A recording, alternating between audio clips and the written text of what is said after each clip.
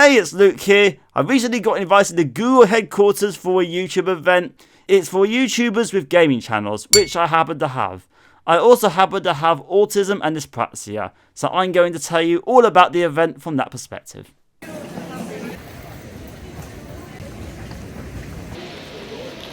And there's the Google building. I'm heading in a sec. They are big on content creators networking, which is basically talking to each other to make friends and even collaborate in the future. From the moment you enter, there are YouTubers hanging around, chatting and getting to know each other. And I'm supposed to join them. Now, autism affects the abilities to socialise. Autism makes it hard for me to understand what the other person is thinking. I can't enter their world in the same way.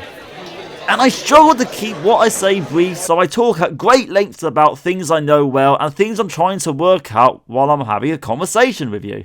A lot of people don't realise that dyspraxia also affects your ability to socialise. With dyspraxia, it's difficult to receive, understand and interpret the information you give to me during a conversation, and then for me to formulate a response to you.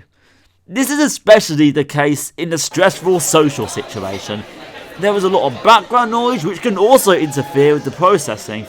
There are obviously some crossovers here between autism and dyspraxia. The great thing about being a YouTuber is that we all have it in common. It levels the playing field. It certainly makes having conversations a lot easier. Before I went, I really practiced my elevator pitch, so when people asked what I do, I had my answer ready. Okay, so we arrive, I'm there, I see a YouTuber, here's my chance. And I gave him the full, unedited elevator pitch.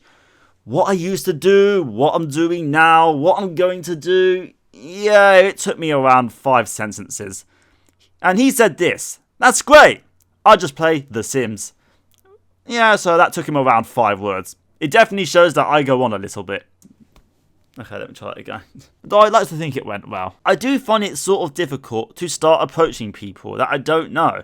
I might expect it to just go up to them perhaps, which I actually quite like the idea of, but I'm not sure if I should do it. What if I'm intruding on a private conversation? What if I'm being rude somehow? It just worries me.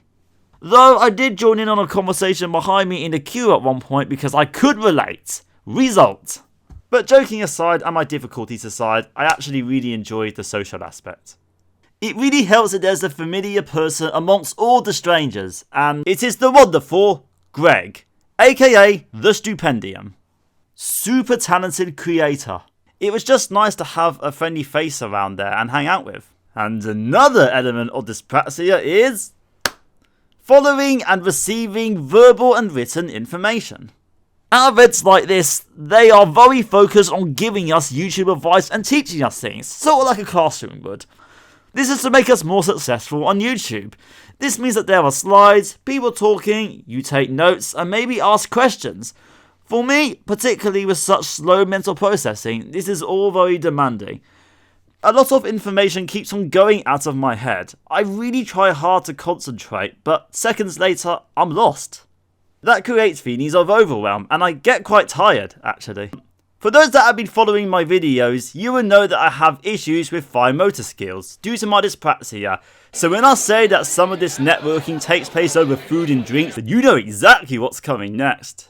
You have food in one hand, plate in the other, you have to pick him up using those little tongue things, then the food breaks. What do? Do you give up? Do you try again? Do you use your hands even? Are you even allowed to use your hands? Will people judge you? And I can't even keep my plate straight. You carry all of this food through the crowd, and don't even get me started on carrying a drink as well.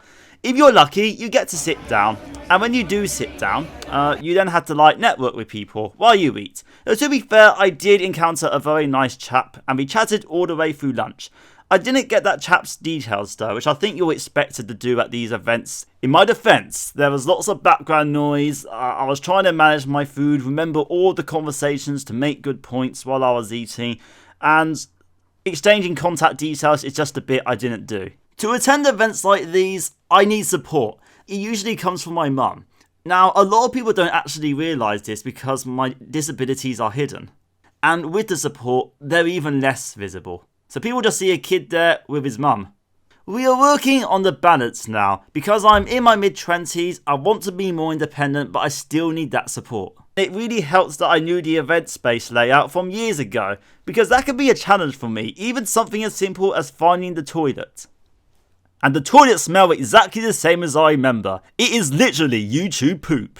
Stuff that I need help with includes navigating the environment, identifying the timetable for the day, are there any breakout sessions, where they are if they're happening, understanding the verbal and written information, taking notes, finding the toilets, managing food and drinks, starting conversations with random people, and identifying how to get any nice swag along the way, like this YouTube hoodie they were giving, and they had some YouTube pens as well. And how can we forget the little notebooks? Sticker not included, they were giving out these little stickers separately, as well as these stickers as well. We just attached them to the notebook, so, you know, all those sorts of things really. So this has been my neurodiverse perspective on attending an event like this. I hope you find it interesting and even relatable. I really want to thank my former partner manager as well as the organisers of the event for getting me in. I really enjoyed it and I cannot wait to see you all again at more of those events. Thank you so much for watching. It's MiffedLuke here. My name is Luke and I'll be back with more videos coming soon. Goodbye everyone.